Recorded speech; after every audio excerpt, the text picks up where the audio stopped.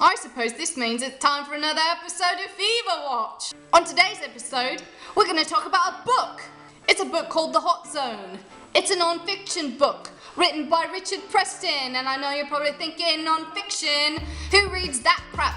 It's boring as hell. Yes, usually it is. This is not. This is terrifying. This will keep you gripping the edge of your seat until the very last page. Why? Because it's about none other than the Ebola virus, which causes a very severe hemorrhagic fever. What's a hemorrhagic fever, you may ask? You don't want to know, but I'm gonna tell you anyway. Disclaimer. Every time I read this book before I go to bed, I have apocalyptic nightmares. Just keep that in mind. Allow me to tell you a bit about the Ebola virus.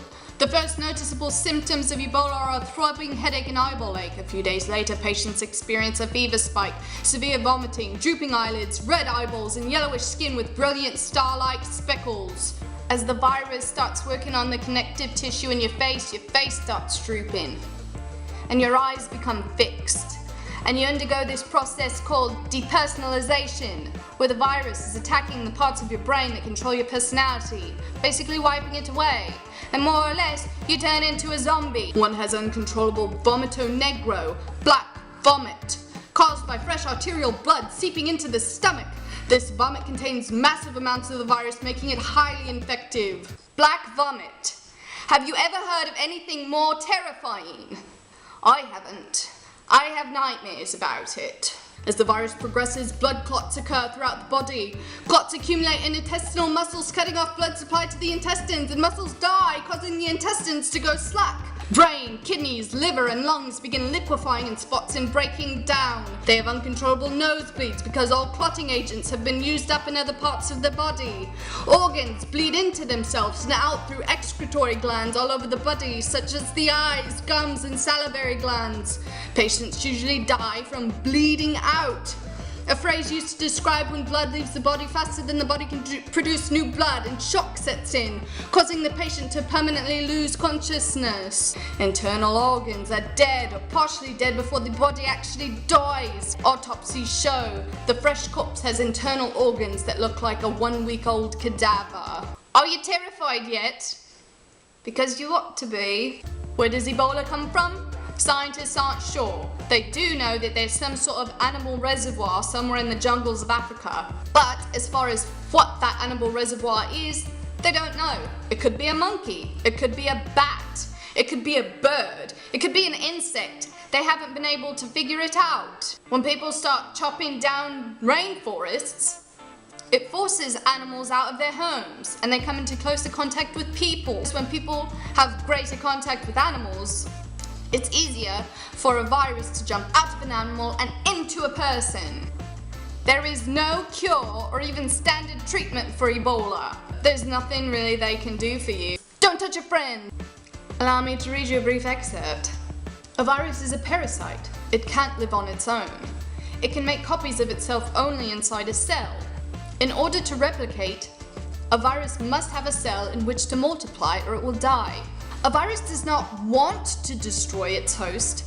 That is not in the best interest of the virus, because then the virus may also die, unless it can jump fast enough out of the dying host into a new host. In other words, Ebola is actually kind of a terrible virus. Yes, it's terrible in that it causes terrible symptoms, but in its own interest, it's a terrible virus because usually it kills its host so fast the host isn't able to infect very many other people, or at least that's how it's been in the past. That's not how the current strain of Ebola we're seeing in Africa is behaving though. Which is so terrifying. It's so terrifying, you guys. I'm not even joking. As we speak, there's an outbreak of Ebola underway in Africa. Not only that, but it is the largest outbreak of Ebola ever recorded. Since February, there have been nearly 900 reported cases. African officials are so worried about how to contain the spread of this virus that they've had to resort to hiring a Liberian pop group to write a song about it. The song is called Ebola in Town.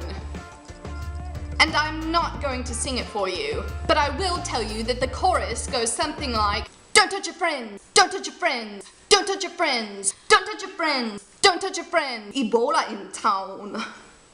In past outbreaks, Ebola has killed its victims so quickly they haven't been able to get very far before being completely incapacitated.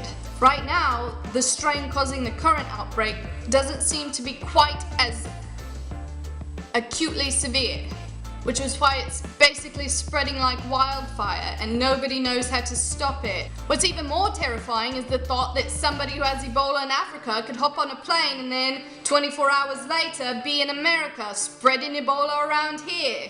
We've never had a human case of Ebola in America, but it is only a matter of time. That should be terrifying you too. The incubation period for Ebola virus ranges from 3 to 21 days. That means that from when you first come in contact with an infected person or animal, that it could be anywhere from 2 to 21 days before you start showing symptoms. So, once again, you're in Africa, you come into contact with someone, you don't get sick yet, you come home to America, you have Ebola in you, and then you spread it all around. And then the zombie apocalypse happens for real, except it's even more terrifying because it's Ebola.